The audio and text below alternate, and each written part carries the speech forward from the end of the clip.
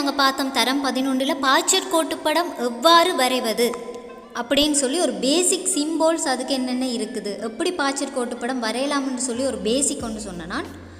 இந்த வகுப்பில் நாங்கள் பார்க்க போகிறது பாய்ச்சற் கோட்டுப்படம், போலி குறிமுறை எப்படி எழுதுறது வரைகிறது எல்லாம் பார்த்து ஃபுல்லாக அதுண்ட ஒரு தியரி எல்லாம் பார்த்து முடிக்க போகிறோம். அதுக்கு அடுத்த கிளாஸில் நாங்கள் பாய்ச்சற் கோட்டுப்படத்தை எப்படி போலி குறிமுறையாக மாற்றுறது அப்படின்னு சொல்லி பார்த்துட்டு பஸ்கல் லாங்குவேஜையும் படித்தோம்னு சொன்னால் இந்த பாடம் முடியும். அதுக்கு முதலாவது நாங்கள் கட்டுப்பாட்டு கட்டமைப்புகள் என்று சொல்லி இங்கே ஒரு விஷயம் இருக்குது. கட்டுப்பாட்டு கட்டமைப்புகள் என்றால் என்னன்னு சொல்லி விளங்கி கொள்ள வேண்டும். இப்போ பிரச்சனைகளை தீர்ப்பதற்கு 2 வழிமுறை பயன்படுத்துகிறோம்னு சொன்னோம், ஃப்ளோ சார்ட்டும் போலி குறிமுறையும் பயன்படுத்துகிறோம்னு சொன்னோம். இந்த 2 வகையிலையுமே இந்த கட்டுப்பாட்டு கட்டமைப்புகளை பயன்படுத்த போகிறோம். எப்படி சொல்கிறேன்னு சொன்னால், கட்டுப்பாட்டு கட்டமைப்பு 3 வகைப்படும். முதலாவது சீக்வன்ஸ், ரெண்டாவது செலெக்ஷன், மூன்றாவது ரெப்படிஷன். அதாவது முதலாவது வரிசை அல்லது தொடரி என்று சொல்லுவோம், தெரிவு முறை என்று சொல்லுவோம் ரெண்டாவது, மூன்றாவது மீள் செயல் என்று சொல்லுவோம். அப்போ இந்த கட்டுப்பாட்டு கட்டமைப்புகள் 3 வகையாக இருக்குதானே. இந்த 3 வகையையும் பாய்ச்சற் கோட்டுப்படத்திலையும் பிரயோகித்து பிரச்சனைகளை தீர்க்க போகிறோம். போலி குறிமுறைகள்லையும் இந்த 3 வகையும் பிரயோகித்து பிரச்சனைகளை தீர்க்க போகிறோம். போன கிளாஸில் அப்போ நான் சொன்னேன் அல்கோரிதம் என்று சொன்னால் என்னென்னா பிரச்சனைகளை தீர்ப்பதற்குரிய படிமுறைகள் என்று நான் சொன்னேன். பிரச்சனைகளை தீர்ப்பதற்குரிய ஒவ்வொரு படிமுறைகளும் அல்கோரிதம் என்று சொல்லப்படும். அப்போ இந்த பிரச்சனைகளை தீர்க்கக்கூடிய படிமுறைகள் 3 வகையாக நடந்தால் அதுக்குத்தான் வரிசை முறை, தெரிவு முறை, மீள் செயல்முறை என்று பெயர். அப்படின்னு சொன்னால் படிமுறைகள் ஒழுங்காக நடந்தால் வரிசை முறை எனவும், படிமுறைகள் தெரிவு முறையில் நடந்தால் தெரிவு முறை என்றும், படிமுறைகள் மீள் செயல் முறையில் நடந்தால் மீள் செய்கை என்றும் சொல்லுவோம். தெளிவாக புரிஞ்சு கொள்ளணும். தனித்தனியாக நான் சொல்ல போகிறேன். இப்போ வரிசை முறை என்றால் என்னென்னு முதல்ல பார்ப்போம். வரிசை முறை பார்த்தீங்கன்னு சொன்னால் படிமுறைகள் படிப்படியாக ஒழுங்கு முறையில் நடைபெறுமாயின் அது தொடரி எனப்படும். அப்போ இங்கே படிமுறைகள் என்று நாங்கள் சொல்கிறது என்ன, அல்கோரிதம். அல்கோரிதம் என்று சொன்னால் பிரச்சனைகளை தீர்ப்பதற்குரிய படிமுறைகள், அதைத்தான் அல்கோரிதம் என்று சொல்லுவோம். அப்போ இந்த படிமுறைகள் படிப்படியாக ஒழுங்கு முறையில் நடந்தால் அது தொடரி எனப்படும். உதாரணம், படியில் ஏறுதல் அல்லது இறங்குதல். படியில் ஏறிக்க பாருங்க, ஒரு ஒழுங்கு முறையில் ஒவ்வொரு படியாக ஏறி தான் மேலே போய் சேர்றாங்க. இறங்கிக்க பாருங்க, ஒவ்வொரு படியாக இறங்கி ஒரு ஒழுங்கு முறையில் வராங்க. இடையில ஏதாவது குழப்பங்கள் இருக்குதா? இல்லை. அப்போ ஒரு ஒழுங்கு முறையில் நடந்தால் அது தொடரி எனப்படும். ரெண்டாவது உதாரணம் என்ன, தரம் 1 படிப்படியாக தரம் 13 வரை வகுப்பேற்றப்படுதல். கிரேட் 1 13 வரைக்கும் நாங்கள் படித்து கொண்டு போகிறது ஒரு ஒழுங்கு முறை. அப்போ அது தொடரி முறை, ஒரு தொடர்ச்சியாக போகுது. அப்போ தொடரி முறை. அடுத்த முறை பாருங்க, தெரிவு முறை. சரிதானே. தெரிவு முறை என்பது ஒரு பிரச்சனையை தீர்க்கும் நெறிமுறையில் நிபந்தனையை திருப்திப்படுத்துவதற்கு அல்லது திருப்திப்படுத்தாமைக்கு என்னென்ன படிமுறைகளை மேற்கொள்ளலாம் என்பதனை கூறுகிறது. என்ன சொல்ல வரணும் என்று சொன்னால், இப்போ இன்று வானம் இருள் சூழ்ந்து உள்ளதால் மழை பெய்யும் அப்படின்னு ஒரு முடிவுக்கு வாரம். சரிதானே. அப்போ இருள் சூழ்ந்து இருக்காட்டி மழை பெய்யாது. 2 விதமான ஒரு முடிவுகளை எடுக்கிறோம் இங்கே. அப்போ 2 விதமான முடிவுகளை எடுக்கிறது செலெக்ஷன் முறை, தெரிவு முறை என்று சொல்கிறோம். இப்போ இதில் ஒரு உதாரணம் இருக்குது பாருங்கள். தமிழ் பாடத்தில் 35ற்கு மேற்பட்ட புள்ளிகள் எடுத்தால் பாடத்தில் சித்தி அடையலாம், இல்லையெனில் சித்தி அடைய முடியாது. அப்போ 35க்கு மேலே நீங்கள் மார்க்ஸ் எடுத்தால் தான் சித்தி அடையலாம், இல்லாட்டி நீங்கள் சித்தி அடைய முடியாது. அப்போ இது ஒரு கண்டிஷன், ஒரு செலக்ட் பண்ணுறாங்க, ஒரு கண்டிஷனை செலக்ட் பண்ணி சொல்கிறாங்க. இந்த மாதிரியான பிரச்சனைகள் தீர்க்கப்பட வந்துச்சுன்னு சொன்னால் தெரிவு முறையை நாங்கள் பயன்படுத்துவோம். அப்போ இது தெரிவு முறைக்கு உதாரணம். இரண்டாவது உதாரணம் பாருங்க. தரம் 1ற்கு மாணவரை சேர்க்கும் போது பிள்ளை 5 வயதினை கொண்டிருந்தால் பள்ளியில் அனுமதி கிடைக்கும், இல்லையில் அனுமதி கிடைக்காது. இதுவும் ஒரு கண்டிஷன். தரம் 1க்கு ஒரு மாணவரை சேர்க்க பிள்ளை 5 வயது இருந்தால் தான் பள்ளியில் அனுமதி கிடைக்கும், அப்படி இல்லாட்டி அனுமதி கிடைக்காது. இது ஒரு கண்டிஷன். இந்த கண்டிஷனை மீறிச்சுன்னு சொன்னால் அதுக்குரிய ரிசல்ட்ஸ் கிடைக்காது. அப்போ இது ஒரு தெரிவு முறை. அப்போ பிரச்சனைகள வகைகள் மாற மாற இந்த 3 முறைகளில் ஏதாவது ஒன்றை நாங்கள் பயன்படுத்தி கொண்டே இருப்போம், பயன்படுத்தி பிரச்சனைகளை தீர்ப்போம். அதுதான் கட்டுப்பாட்டு கட்டமைப்புகள். அதில் 2வது முறை பார்த்து கொண்டிருக்கோம். முதலாவது முறை தொடரி முறை பார்த்தோம். அது தொடர்ச்சியாக ஒரு பிரச்சனையை தீர்க்கிறதுக்குரிய வழிமுறை. இது வந்து செலெக்ஷன் முறை. எப்படி செலக்ட் பண்ணுறது, கண்டிஷனை செலக்ட் பண்ணி அந்த கண்டிஷனூடாக அதுக்குரிய ஆன்சரை எடுக்கிறது. மூன்றாவது முறை ரெப்பிட்டேஷன், மீள் செயல்முறை. ஒரு நிபந்தனை பூர்த்தியாகும் வரை ஒரு செயல்முறை திரும்ப திரும்ப செய்யும் முறை மீள் செயல்முறை எனப்படும். அப்போ இப்போ ஒரு கண்டிஷன் இருக்குது, அந்த கண்டிஷனுங்களுக்கு சரியாக வரும் மட்டும் நடந்து கொண்டே இருக்கணும். நடந்து கொண்டே இருந்தால் அது மீள் செயல்முறை என்று சொல்லுவோம். மீள் செயல்முறைக்கு உதாரணம், முதலாவது உதாரணம் பாருங்கள். இது உங்களோட பாடப்புத்தகத்தில் இருக்கிற உதாரணம் தான். வகுப்புக்கு பொறுப்பான ஆசிரியர் அல்லது ஆசிரியர் மாணவ இடாப்பில் குறியிடும் முறை வழியாக்கத்தை கருதுதல். முதலாவது இடாப்பில் முதலில் உள்ள பெயரை வாசித்தல். அப்போ முதலாவது என்ன செய்வார்னு சொன்னால் பெயரை வாசிக்கிறார். அப்போ அந்த மாணவர் வந்திருந்தால் அவர் என்ன செய்வார், ப்ரெசன்ட் டீச்சர் அப்படின்னு சொல்லுவீங்க தானே. அப்போ என்ன செய்வாங்க, அந்த ரெஜிஸ்டரில் 1 போடுவாங்க. வராட்டி என்ன செய்வாங்க, 0 போடுவாங்க. அப்புறம் அடுத்த மாணவரை பேரை வாசிப்பாங்க. இப்படி உங்களோட கிளாஸில் இருக்கிற 50 பேரோட பேரையும் வாசித்து கொண்டே போவாங்க. அப்போ அவங்களோட தேவை முடியும் மட்டும் அவங்க அந்த செயலை திருப்பி திருப்பி செஞ்சுட்டே போகிறாங்க, ஒவ்வொருத்தராக செக் பண்ணிட்டு போகிறாங்க. அப்போ இது வந்து மீள் செயல்முறைக்கு ஒரு உதாரணம். ஒரு விஷயத்தை நாங்கள் எங்களோட இது வரும் மட்டும் திருப்பி திருப்பி செய்துட்டே போனோம்னு சொன்னால் அது மீள் செயல்முறை. அப்போ எங்களோட பிரச்சனைகளுக்கு தீர்வு காண்றது இதுவும் ஒரு முறை. அப்போ 3 முறை இருக்குது. அப்போ முதலாவது முறை வரிசை முறை எப்படி ஃப்ளோ சார்ட்டில் நாங்கள் பயன்படுத்துகிறோம்னு பார்ப்போம். வரிசை முறைன்னா நான் என்னென்னு சொன்னேன், நான் தொடக்கப்படியிலிருந்து இறுதிப்படி வரை தொடர்ச்சியாக நடந்து கொண்டு போகிறது, எந்த ஒரு பிரச்சனை இல்லாமல் தொடர்ச்சியாக நடந்து கொண்டு போகிறது தான் வரிசை முறைன்னு சொன்னேன் நான். அப்போ இங்கே பக்கத்தில் நான் காட்டியிருக்கிறேன்னு பாருங்கள், ஃப்ளோ சார்ட்டில் ஸ்டார்ட்டுக்கும் எண்டுக்கும் என்ன வரையணும்னு சொல்லியிருக்கிறேன், அதை வரைஞ்சிருக்கிறாங்க. முதலாவது ஸ்டெப்பை செய்திருக்காங்க, 2வது ஸ்டெப்பை செய்திருக்காங்க, 3வது ஸ்டெப்பை செய்திருக்காங்க. அப்போ இந்த ஸ்டெப்பில் எந்த ஒரு விதமான இடையூறும் இல்லை, ஸ்டெப் அப்படியே போயிருக்கு. 2 எண்களை கூட்டுதல், முதலாவது 2 எண்களை உட்செலுத்துதல், அதுக்கு பிறகு அந்த 2 எண்களையும் கூட்டுதல், பிறகு கூட்டி வந்த விடையை விடையாக பெறுதல், அவ்வளோதான். வரிசை முறையில் எந்த விதமான ஒரு இடையூறும் இருக்காது. அப்போ வரிசை முறையை எப்படி நாங்கள் ஃப்ளோ சார்ட்டில் பயன்படுத்துகிறோன்னு சொல்லி உதாரணம் பார்ப்போம். முதலாவது இங்கே பாருங்கள், வரிசை முறையில் கொடுத்துருக்கு ஒரு வட்டத்தின் பரப்பளவை கணித்தல்.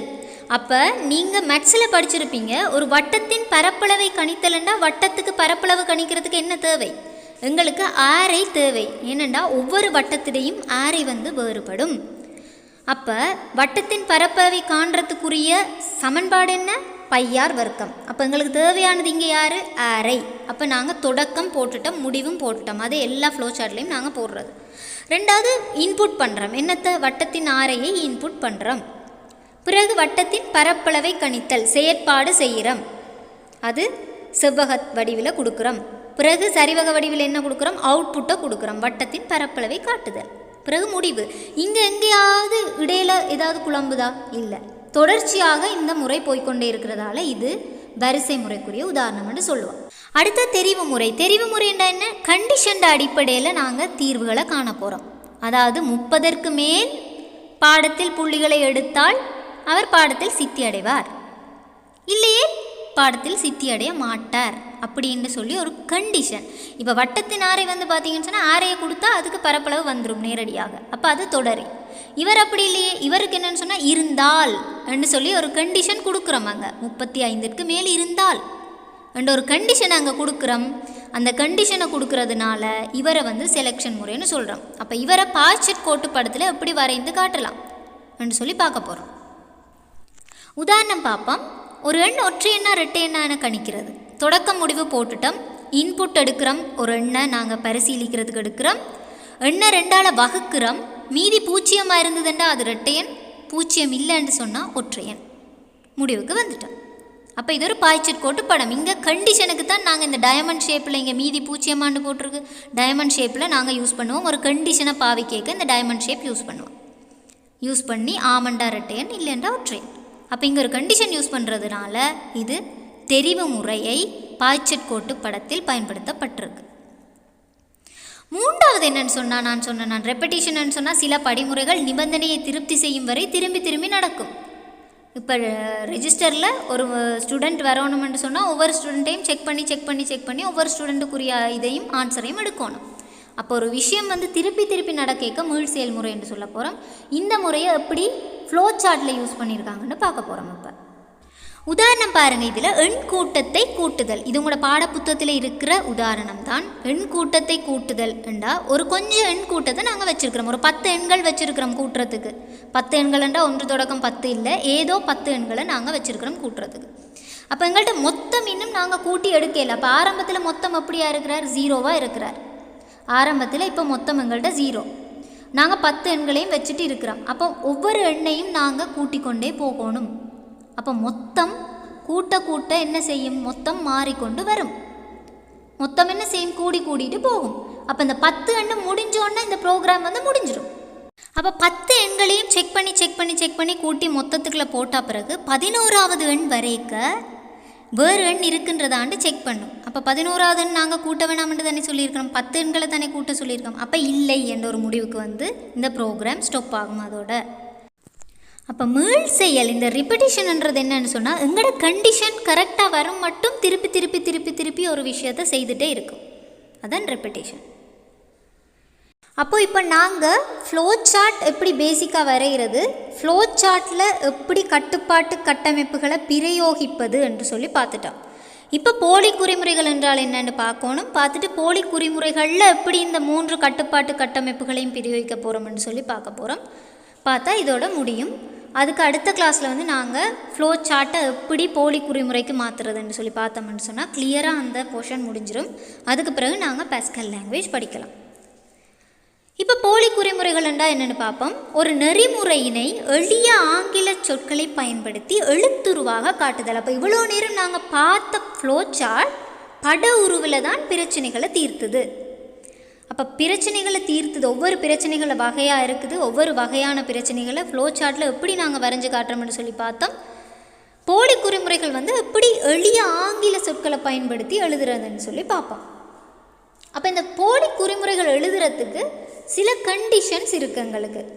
என்ன கண்டிஷன்ஸ் இருக்குன்னு சொன்னால், இங்கேயும் தொடக்கம் முடிவு உள்ளீடு வெளியீடு முறை வழியாக்கம் அதுகள் தான் இங்கேயும் இருக்க போகுது. ஆனால் என்ன எழுதி காட்ட போகிறோம். அப்போ தொடக்கத்துக்கு பிகின் எண்டும் முடிவுக்கு எண்ட் எண்டும் எழுதி காட்ட போகிறோம். சரி தானே. உள்ளீடுக்கு இன்புட் ரீட் கெட்ன்னு சொல்லி பாவிக்க போகிறோம். வெளியீடுக்கு அவுட்புட் டிஸ்பிளே ஷோ. ப்ரோசஸுக்கு முறை வழியாக்கத்துக்கு ப்ரோசஸ் கால்குலேட். தெரிவுக்கு தெரிவு முறை நாங்கள் படித்தோம், if then else and if. தெரிவு முறையில் என்ன சொன்னேன் நான்? இருந்தால் 35ற்கு மேற்பட்ட மார்க்ஸ் இருந்தால், அந்த இருந்தால் என்றதுக்கு தான் இஃப். மீள் செய்கைக்கு for do while and while repeat until. திருப்பி செய்கிறது. ரிப்பீட் அன்டில் எல்லாம் திருப்பி செய்கிறது. அப்போ இந்த மாதிரியான வேர்ட்ஸை வச்சு நாங்கள் போலி குறிமுறைகளை எழுத போகிறோம். அப்போ இதில் வந்து ஏன் இன்புட்டுக்கு உள்ளீடுக்கு 3 கொடுத்துருக்குறாங்க, இன்புட் ரீட் கெட் கொடுத்துருக்குறாங்கன்னு சொன்னால் ஒவ்வொரு பிரச்சனையோட வகையை பொறுத்து. நாங்களாக ஏதாவது இன்புட் பண்ணணுமென்னு சொன்னால் இன்புட்டுன்னு சொல்லி ஒரு வேர்ட் பயன்படுத்துவோம். இல்லை ஏற்கனவே இருக்கிறத ரீட் பண்ணணுமென்னு சொன்னால் ரீடுன்னு சொல்லுவோம். அது எப்படின்னு சொல்லி நான் இங்கே சொல்லுவேன். உதாரணம் பார்ப்போம். ஒரு வட்டத்தின் பரப்பளவை கணித்தல். அப்போ வட்டத்தின் பரப்பளவை கணித்தல் என்றேக்க எங்களுக்கு இங்கே வட்டத்தின் பரப்பளவை கணிக்கிறதுக்குரிய சமன்பாடு நினைவுக்கு வரணும். அதுக்குரிய சமன்பாடு என்ன? வட்டத்தின் பரப்பளவை கணிக்கிறதுக்கு சமன்பாடு பை ஆர் வர்க்கம். மச்சில் நாங்கள் படிச்சிருக்கிறோம் பை ஆர் வர்க்கம். அப்போ இங்கே பை வந்து மாறிலி. பை வந்து எப்பயுமே மாறாது. பை உங்களுக்கு தெரியும் 22 அவர் மாற மாட்டார். இப்போ நாங்கள் இன்புட் பண்ண வேண்டிய விஷயம் என்ன? இங்கே ஆர் ஆரை. ஆரை தான் ஒவ்வொரு வட்டத்துக்கு மாறப்போகுது. அப்போ உள்ளீடு என்ன? இங்கே வட்டத்தின் ஆரை. வட்டத்தின் ஆரையை நாங்கள் இன்புட் பண்ண போகிறோம். ஏற்கனவே இருக்கிறத ரீட் பண்ணவோ இல்லாட்டி எங்கேயோ இருந்து எடுக்கிறதுன்னா கெட்ன்னு சொல்லுவோம். கெட் பண்ணவோ இல்லை, இன்புட் பண்ண போகிறோம். அப்போ இங்கே எழுத வேண்டிய வசனம் என்ன? இன்புட். அப்போ செயற்பாடு என்ன? இதில் என்ன செயற்பாடு? இதில் 22 பை ஆர் வர்க்கம். ஆர் வர்க்கம்னா என்ன? ஆர் தர ஆர். அப்போ 22 தர ஆர் தான் நீங்கள் நடக்க போகிற ப்ரோசஸ். அப்போ அவரை நாங்கள் கால்குலேட் பண்ணுறதால கால்குலேட்னு ஒரு வேர்ட் பயன்படுத்துவோம். வெளியீடு வட்டத்தின் பரப்பளவை வெளியீடாக எடுப்போம். அது எப்படி சூடோ கோட்டில் எழுதுறது, போலி குறிமுறைகள் எழுதுறதுன்றா இங்கே பாருங்கள், பிகின் எண்ட். மேலையும் கீழையும் ஆரம்பம் முடிவு என்ன பயன்படுத்தணும்? பிகினும் எண்டும் பயன்படுத்தணும். இடையில் என்ன எழுத போகிறோம்? Input radius. ரேடியஸ்ன்றா என்ன? ஆரை. அப்போ ஆரையை இன்புட் பண்ண போகிறோம். அப்போ இன்புட் ரேடியஸ்ன்னு கொடுக்குறோம். என்னத்தை கால்குலேட் பண்ண போகிறோம்? ஏரியா, பரப்பளவை கணிக்க போகிறோம். அப்போ ஏரியா ஈக்குவல் 22/7 தர அரை தர அரை, ரேடியஸ் தர ரேடியஸ். இங்கே ரேடியஸ் தான் இன்புட்டாக கொடுத்துருக்குறோம். அப்போ ரேடியஸ் தர ரேடியஸ். அதுக்கு பிறகு ஏரையை வெளியில் டிஸ்பிளே பண்ண சொல்கிறோம். டிஸ்பிளே ஏரியா சிம்பிளாக எழுத போகிறோம். ஆனால் மேலேயும் கீழே பிகின் எண் கட்டாயம் கொடுங்க. உள்ளுக்கு இன்புட் கால்குலேட் டிஸ்பிளே 3 டைம் கொடுங்க. அப்போ இது ஒரு சாதாரண ஒரு பேசிக்கான ஒரு போலி குறிமுறை. என்ன வகையான போலி குறிமுறை இது? தொடரி. இங்கே எந்த ஒரு இதுவும் இல்லை, நார்மலான கால்குலேஷன் இருக்கிறதால தொடரி முறையை பயன்படுத்தி இருக்கிறேன். அடுத்தது இதில் பாருங்க, நான் பாவிச்சிருக்கிறது ரிப்பீட்டிஷன் முறை என்று சொல்லி ஒரு மீள் செய்கை முறை, போலி குறிமுறை நான் இங்கே பயன்படுத்தி இருக்கிறேன். எப்படின்னு சொல்லி நாங்கள் அந்த விளக்கம் பார்ப்போம். முதல்ல எப்படி இந்த ஃபைனல் அவுட்புட் 15 வருது. இங்கே நான் ஒரு எண் கூட்டம் 5 எடுத்திருக்கிறேன். சரிதானே? 1 2 3 4 5 இந்த 5 எண்களையும் எடுத்திருக்கிறேன். சரிதானே? இந்த 5 எண்களையும் மொத்தமாக கூட்டினா எவ்வளவு ஃபைனல் அவுட்புட் வரும்? 1ஐயும் 2ஐயும் கூட்டினா 3, பிறகு அந்த 3ஐயும் 3ஐயும் கூட்டினா 6, 6 4 10, 10 5 15. அப்போ ஃபைனல் அவுட்புட் 15 வரணும் எங்களுக்கு. 1ஐயும் 2ஐயும் 3ஐயும் 4ஐயும் 5ஐயும் கூட்டினா 15 வரணும் எங்களுக்கு. அதைத்தான் நாங்கள் இப்போ போலி குறிமுறையில் குறித்து காட்ட போகிறோம். அப்போ 15 வரும் மட்டும் என்ன செய்யணும்? 1ஐயும் 2ஐயும் கூட்டணும். பிறகு கூட்டி வந்த விடையை 3ஓட கூட்டணும். பிறகு கூட்டி வந்த விடையை 4ஓட கூட்டணும். பிறகு கூட்டி வந்த விடையை 5ஓட கூட்டணும். அப்போ அப்படி கூட்டி கூட்டி கொண்டு வரைக்க 15 அவுட்புட் வர்றது தான் இந்த முறை. என்ன? மீள் செய்கை முறை. திருப்பி திருப்பி நடக்குது தானே, அந்த விஷயம் நடந்து முடியும் வரைக்கும் திருப்பி திருப்பி நடக்குது. அப்போ முதலாவது நாங்கள் பிரச்சனை என்னென்று எழுதி வச்சுக்கொள்வோம். என்ன பிரச்சனை? ஒரு எண் கூட்டத்தின் மொத்தத்தை கணித்தல். அப்போ இங்கே என்ன எண் கூட்டம் உதாரணத்துக்கு நான் கொடுத்துருக்கேன்? 1 2 3 4 5 எண் கூட்டம் கொடுத்துருக்குறேன். இதில் உள்ளீடு என்ன?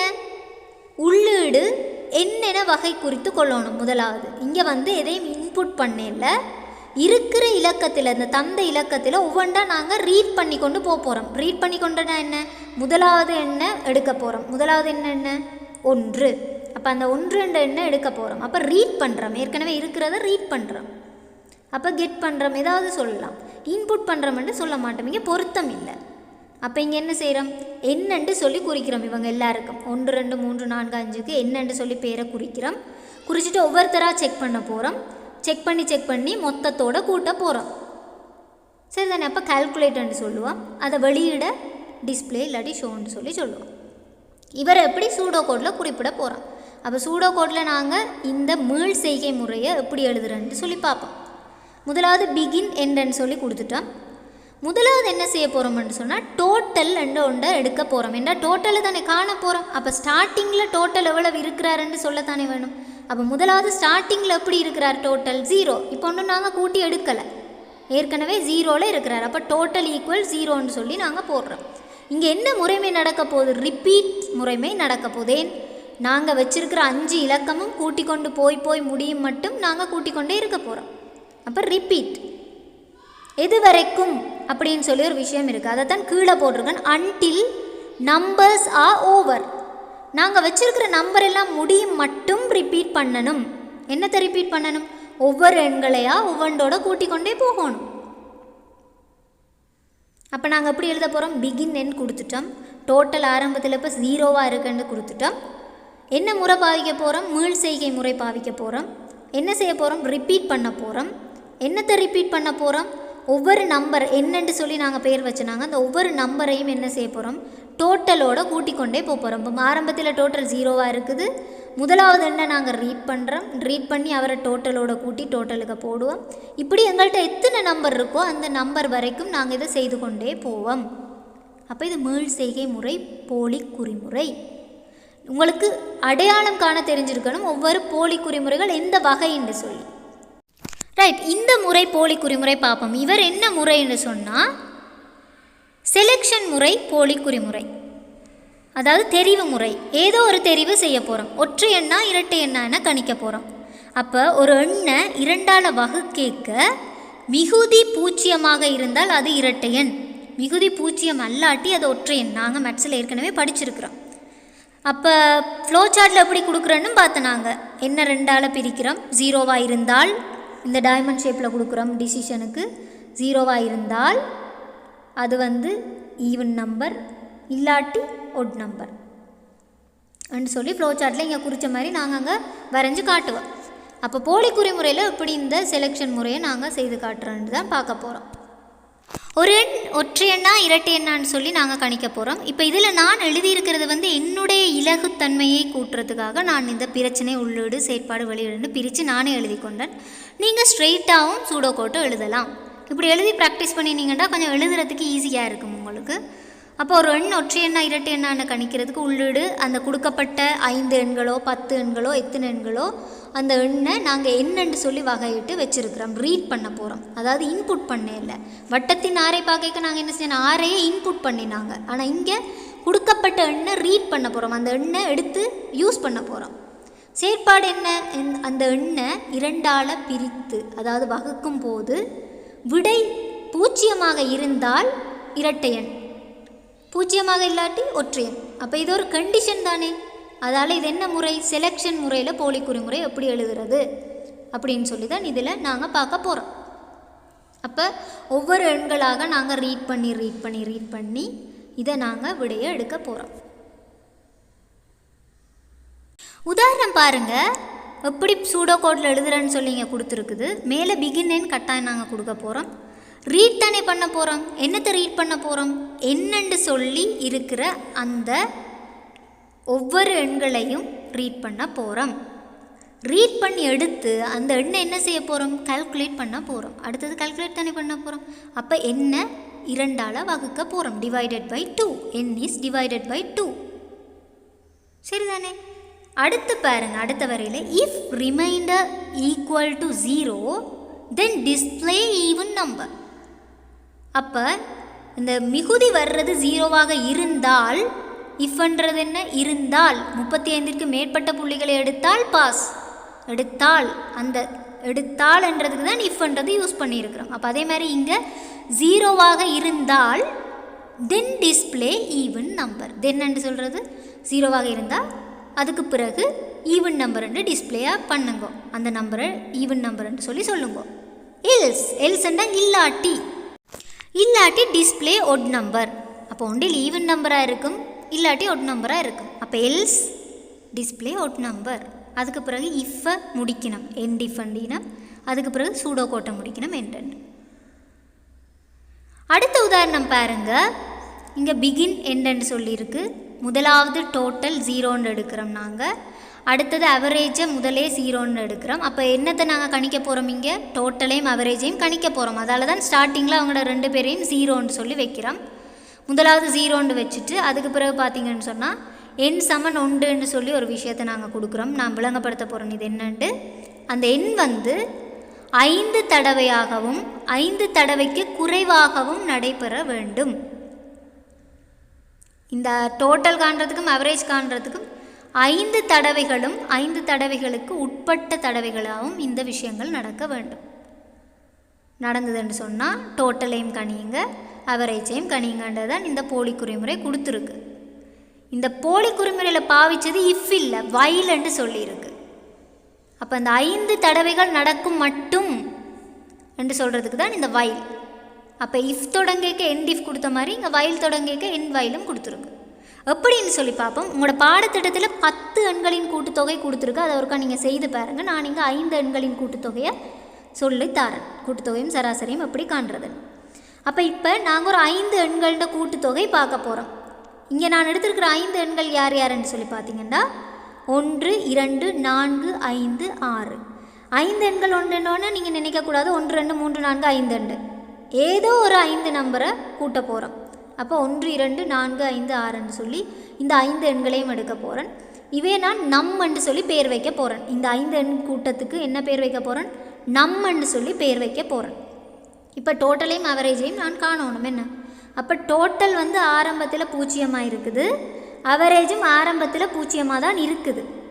இப்போ இந்த என்னன்னு சொல்கிறது என்னன்னு சொன்னால் எத்தனை தடவைகள் இந்த டோட்டலை அவரேஜை காணணும், எத்தனை தடவைகள் இந்த நம்பர்ஸை கூட்டணும். இப்போ இங்கே பாருங்கள் 5 நம்பர் தான் நான் எடுத்திருக்கிறேன் கூட்டுத்தொகை. அப்போ எத்தனை தடவைகள் இந்த விஷயம் நடக்கணும், 5 தடவைகள் நடக்க வேணும். 5 தடவைகள் நடக்க வேணும். அப்போ நான் எண் சமன் 1ன்னா முதலாவது தடவை நடக்கிறத 1 எடுத்துருக்கிறேன். இப்போ அப்போ இது எது மட்டும் போகணும், 5 தடவைகள் நடக்க வேணும். 5 மட்டும் போகணும் எண். சரிதானே? அப்போ என்ன நடக்க போகுதுன்னு முதலாவது பார்க்க போகிறோம். முதலாவது ரீட் பண்ணுது முதலாவது நம்பரை. ஓகே, முதலாவது நம்பர் இங்கே என்ன நம்மன்றதுக்குள்ள என்ன இருக்கிறார்? 1 என்ற ஒரு இலக்கம் இருக்கிறார். அப்போ 1 எடுக்குது, முதலாவது செய்கை செய்ய போகிறார். அப்போ இந்த டோட்டல்ன்றது என்னன்னு சொன்னால் ஆரம்பத்தில் இருக்கிற டோட்டல் எவ்வளவு? 0. அவரோட இந்த முதலாவது எண்ணை கூட்ட போகிறோம். அப்போ ஆரம்பத்தில் 0 இருக்கிறதால அந்த 0த்தோட 1 கூட்டி 1ன்னு சொல்லி அந்த டோட்டலுக்கு எடுத்து வைக்கிறோம். சரிதானே? அப்போ டோட்டலுக்கு 1ன்னு சொல்லி ஒரு ஆள் வந்துட்டார். இப்போ எண் வந்து என்ன செய்கிறார்? அடுத்த இலக்கத்தை செக் பண்ணணும். அப்போ n+1 தானே நடக்கணும். எண் 1 இருக்குது, n+1ன்னு சொன்னால் இன்னொரு 1ஓட கூட்டினா 2. அப்போ இரண்டாவது எண்ணை செக் பண்ண போகணும். அப்போ இரண்டாவது எண்ணை செக் பண்ண போகுது. அப்போ ரீட் நம் 2 கீழே இருக்கு பாருங்கள் அடுத்த செய்கை ரீட் நம் 2. அப்போ ரெண்டாவது நம்பர் வந்து 2 என்றதை எடுக்குது. இப்போ டோட்டலுக்கு ஏற்கனவே நாங்கள் 1ன்றதை எடுத்து வச்சுருக்கோம். அங்கே க்ரீனில் காட்டியிருக்கேன் நான். ஏற்கனவே டோட்டல் 1ன்னு சொல்லி இப்போ அப்டேட் ஆகிட்டுது. அப்போ இப்போ டோட்டலுக்கு இருக்கிறது 1. ஏன் டோட்டலுக்கு இருக்கிறது 1? ஏற்கனவே டோட்டலில் ஆரம்பத்தில் 0 இருந்தது, அந்த ரீட் நம் 1ல் 1 இருந்தது, அந்த 1ஐயும் கூட்டி 0 + 1 சொல்லி ஏற்கனவே அந்த க்ரீன் கலரில் நான் காட்டினதை எடுத்து வச்சுருக்கிறேன். அப்போ அப்டேட் ஆகிடுது. இப்போ டோட்டலுக்கு இப்போ 1 இருக்குது. அப்போ ரீட் நம் 2ன்றது என்ன? 2. அப்போ 2 1 எவ்வளவு? 3ன்னு சொல்லி இங்கே டோட்டல் அப்டேட் ஆகிட்டுது திருப்பி. அப்போ எண்ணும் என்ன செய்யும்? அப்டேட் ஆகும். ஏற்கனவே என்னத்தில் இருக்குது? 2ல் இருக்குது அப்டேட் ஆகி. அப்போ இப்போ 2 + 1 3 ஆகி இருக்குது. மூன்றாவது செயல்முறை மூன்றாவது நம்பரை ரீட் பண்ண போகுது. மூன்றாவது நம்பர் இங்கே என்ன இருக்குது? 4. அப்போ டோட்டலுக்கு 3ன்னு சொல்லி இந்த ப்ளூவில் இருக்கிறது ஏற்கனவே அப்டேட் ஆகி இருக்குது. அப்போ இப்போ டோட்டலுக்கு 3 தான் இருக்குது. அப்போ நம் 4ஓட 3 கூட்டினா 7. இப்போ டோட்டல் 7 ஆகி அப்டேட் ஆகிட்டுது. அப்போ என்னும் அப்டேட் ஆக தானே வேணும். அப்போ எண் வந்து ஏற்கனவே 3 ஆகி இருக்குது. இப்போ 3 மட்டும் 4. இப்போ அடுத்த நம்பரை செக் பண்ணுது. அடுத்த 4வது நம்பர் என்ன இருக்குது? 5 இருக்குது. டோட்டலுக்கு எத்தனை இருக்குது? எல்லோ கலரில் காட்டியிருக்கு 7. ஏற்கனவே 7ன்றது அப்டேட் ஆகி இருக்குது டோட்டலுக்கு. ஸோ 7 5 12. எண்ணும் அப்டேட் ஆக தானே வேணும். எண் கடைசியாக 4 எடுத்துருக்குது. அப்போ 4 3 5. அடுத்த நம்பரை செக் பண்ணுது. ரீட் நம் 6. 5வது இலக்கம் 6. அப்போ நான் இங்கே பர்பிள் கலரில் காட்டின 12ன்றது ஏற்கனவே டோட்டலில் அப்டேட் ஆகி இருக்குது. அப்போ அந்த 12 எடுக்குது, எடுத்து 6ஓட கூட்டுது 18. இங்கே பாருங்கள் எண்ணும் அப்டேட் ஆகும். கம்ப்யூட்டரில் ப்ரோக்ராமிங்கை பொறுத்தவரையில் இன்னும் கடைசியாக அப்டேட் ஆகும். அப்போ 5 + 1 ஏற்கனவே 5 இருக்குது எண்ணில் அப்டேட் ஆகி 5 + 1 6 ஆகி இருக்குது. வடிவாக விளங்கி கொள்ளுங்கள். 5 எண்களின் கூட்டுத்தொகையும் சராசரியும் கணிக்க போய்க முதலாவது டோட்டலை 0 வச்சு 0ல் இருந்து நாங்கள் ஸ்டார்ட் பண்ணி கொண்டு போகிறோம். இந்த 5 இலக்கத்தையும் கூட்டி கொண்டு போகிறோம். அப்போ 0லேருந்து 1 கூட்டி அதுக்கு பிறகு அப்டேட்டான டோட்டலில் இருந்து பிறகு 2 கூட்டி பிறகு அப்டேட்டான 3ல் இருந்து 4 கூட்டி பிறகு அப்டேட்டான 7லேருந்து 5 கூட்டி அப்டேட்டான 12லேருந்து 6 கூட்டி 18 சொல்லி எடுத்துனாங்க. ஏற்கனவே இது தெரிஞ்சவங்களுக்கு இது ஈஸியாக இருக்கும். தெரியாதவங்களுக்கு நான் பேசிக்லேருந்து போகணுன்றதுக்காக இதை விளங்கப்படுத்தினால் உங்களோட பாடத்திட்டத்தில் 10 எண்களின் கூட்டுத்தொகையும் சராசரியும் காண்றது இருக்குது. இப்போ நாங்கள் கூட்டுத்தொகை தான் கண்டு முடிச்சிருக்கிறோம். சரிதானே? 5 தடவைகள் நடக்கணும்னு சொல்லியிருக்கிறேன் நான் இந்த விடயம். ஆனால் இங்கே வந்து எண் வந்து 6வது தடவையும் நடந்திருக்குது கடைசியாக. ஆனால் டோட்டல் கரெக்டாக கண்டுபிடிச்சிட்டுது. ஆனால் எண் வந்து 6 அப்டேட் ஆகிட்டுது. என்னென்னு சொன்னால் அங்கே n+1 ஒரு விஷயம் இருக்குது, அது வந்து அப்டேட் ஆகிட்டுது. இப்போ அவரேஜ் காண போகிறோம். அவரேஜ் காணிக்க பார்த்தீங்கன்னு சொன்னால் இப்போ நாங்கள் டோட்டலை கண்டுட்டோம் 18 கண்டுட்டோம். n+1 எண் வந்து இப்போ 6 ஆகி இருக்குது. ஆனால் எண் வந்து எவ்வளோ தரம் நடக்கணும்னு நீங்கள் சொல்லியிருக்கிற கண்டிஷன் வைல் எண் வந்து 5 தடவையும் 5 தடவைக்கு குறைவாகவும் நடக்க வேண்டும். ஈக்குவல் கொடுத்துருக்கன்னு சொன்னால் 5 தடவை கட்டாயம் நடக்க வேண்டும். 5 தடவையும் 5 தடவைக்கு கீழேயும் நடக்கணும். அதே நீங்கள் இந்த வைல் கண்டிஷனில் 5 தடவைன்னு கொடுத்துருக்குறோம். ஏன்னா மேலே நாங்கள் 5 எண்களின் கூட்டுத்தொகை சராசரி காணுதல்னு கொடுத்துட்டோம். அப்போ 5 எண்கள்ட கட்டாயம் இருக்கத்தான் வேணும். அந்த 5 எண்களும் நாங்கள் கொடுக்கப்பட்ட 5 எண்களும் கட்டாயம் இருக்கணும். அப்போ கட்டாயம் 5 தடவைகள் நடக்கவும் வேணும், அதை விட குறைவான தடவைகளும் நடக்க வேணும். ஏன்னா 5 விட கூட போகக்கூடாது, 6வது எண்டதுக்கு போகக்கூடாது. ஆனால் இங்கே நாங்கள் எடுத்து வச்ச லாஸ்ட்டில் என்ன நடந்துட்டுது? n = n = 1 இந்த சமன்பாடின்படி 6 வந்துட்டுது. அப்போ கம்ப்யூட்டர் ப்ரோக்ராம் கொடுத்ததை அப்படியே செய்திடும். அப்போ என் சமன் என் சக ஒன்றுன்றது ஆரண்டு எடுத்து வச்சுட்டுது. ஆனால் என்ன செய்யணும்னு சொன்னால் மேலே போய் கண்டிஷன் ஒருக்கா செக் பண்ணணும். ஏன்னா திருப்பி திருப்பி தானே நடந்து கொண்டு இருக்குது. அப்போ மேலே போகைக்க எண் 5 தடவைகளுக்கு மேற்பட்டு போகக்கூடாதுன்னு ஒரு கண்டிஷன் நாங்கள் சொல்லியிருக்கோம். ஏன் சொல்லியிருக்கோம்? 5 எண்கள் தான் நாங்கள் கூட்டுத்தொகைக்கு வச்சுருக்கிறோம் எடுத்து. அப்போ அது போய் பார்க்கும் கண்டிஷனை பார்த்துட்டு 5 விட கூட போயிட்டுதல்லோ எண், அதுக்கு பிறகு கூட்டாது. அப்போ இங்கே என்ன 6 வந்ததால் எங்களோட ஃபைனல் அவுட்புட் எங்களுக்கு பிழைக்க போகிறது இல்லையே, அதை போய் செக் பண்ணிவிட்டு அது எண்ட் வைல் கொடுத்துரும், ப்ரோக்ராமை ஸ்டாப் பண்ணிடும் அதோட. அப்போ அந்த என்னென்ன லாஸ்ட் உங்களோட பெருமானம் என்னென்னு கேட்டால் 6 கொடுக்கணும். எக்ஸாமுக்கு சிலவில் கேட்பான் என்னென்ன கடைசி பெருமானம் என்னென்னு கேட்பான். அப்போ நீங்கள் 5 கொடுக்கக்கூடாது. இந்த 5 எண்கள் இருக்குது தானே, நாங்கள் 5 கொடுப்போம்னு கொடுக்கக்கூடாது. என் சமன் என் சக 6 ஆயிட்டுது. அப்போ எண்ணுக்குள்ள இப்போ இருக்கிற பெருமானம் என்ன 6. ஆனால் அவர் போய் செக் பண்ணுவார். செக் பண்ணோன்னே கண்டிஷன் பிள்ளைன்னு சொன்னோன்னே ப்ரோக்ராமை ஸ்டாப் பண்ணிடுவார். ஆனால் எங்களுக்கு அவுட்புட் கரெக்டாக கிடச்சிரும். டோட்டலும் ஆவரேஜும் தானே எங்களுக்கு வேணும். அப்போ டோட்டல் 18 வந்துட்டுது. இப்போ 1 time 2 time 4 time 5 time 6 time கூட்டினா 18. அப்போ நாங்கள் சராசரி காணணும். எங்களுக்கு எண்ணுக்குள்ள இப்போ 6 இருக்குது. எங்களுக்கு டோட்டல் ஓகே 18 வந்துட்டுது. சராசரி காண்றதுக்கு என்ன செய்யணுமென்று சொன்னால் கூட்டுத்தொகையை எத்தனை எண்கள் இருக்கோ அதால் பிரிக்கணும். அதானே நாங்கள் கணிதத்தில் வளமையாகவே சராசரி காணும் முறை. ஆனால் இங்கே எண்ணுக்குள்ள என்ன இருக்குது? 6 தான் இருக்குது. லாஸ்ட்டாக என்ன இருக்குது? 6 தான் இருக்குது. போய் செக் பண்ணிச்சு கண்டிஷன் பிள்ளைன்னுட்டு முடிச்சுட்டுது ப்ரோக்ராமை. ஆனால் லாஸ்ட்டாக எண்ணுக்குள்ளே இருக்கிற பெருமானம் 6. அப்போ இங்கே டோட்டலை என்னால் பிரிக்க முடியாது. என்னென்னு சொன்னால் இங்கே எண் 5 இல்லை, இப்போ 6 இருக்குது. அப்போ 5 ஆக்கணுமெண்டா என்ன செய்யணும்? n-1 போடணும். ஏன்னாண்டா எண்ணுக்குள்ளே 5 இருக்கணும். அப்போ இப்போ இருக்கிறது 6 சய உண்டு 5. அதால் தான் நீங்கள் average equal to total by n-1 சொல்லி கொடுத்துருக்கு. அப்போ கால்குலேட் பண்ணுறோம் அதை.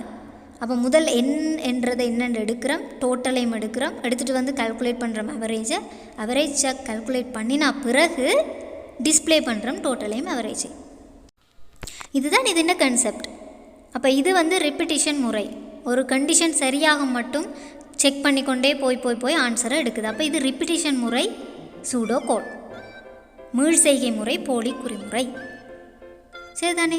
அப்போ இது சம்பந்தமான உங்களுக்கு ஏதாவது டவுட் இருந்தால் நீங்கள் எனக்கு கீழே டிஸ்கிரிப்ஷனில் நான் ஒரு மெயில் அட்ரஸ் கொடுக்குறேன். அந்த மெயில் அட்ரஸுக்கு நீங்கள் இது சம்மந்தமான சந்தேகங்கள் இல்லாட்டி கமெண்ட்ஸ் பாக்ஸ்லையாவது நீங்கள் உங்களோட சந்தேகங்களை கேட்கலாம். உங்களோட பாடப்புத்தகத்தில் 10 எண்களின் சராசரியும் கூட்டுத்தொகையும் காணுதல்னு சொல்லி ஒரு விஷயம் இருக்குது. இதே முறையை நீங்கள் அதுக்கு யூஸ் பண்ணி பாருங்கள். கரெக்டாக ஆன்சர் வருதான்னு செக் பண்ணி பாருங்கள். இல்லை டவுட் இருக்குன்னு சொன்னால் நீங்கள் கமெண்ட்ஸில் சொல்லலாம். அடுத்தடுத்த வீடியோ வரணும்னு சொன்னால் கீழே இருக்கிற சப்ஸ்கிரைப் பண்ணுங்கள், பெல் ஐக்கனையும் கிளிக் பண்ணுங்கள்.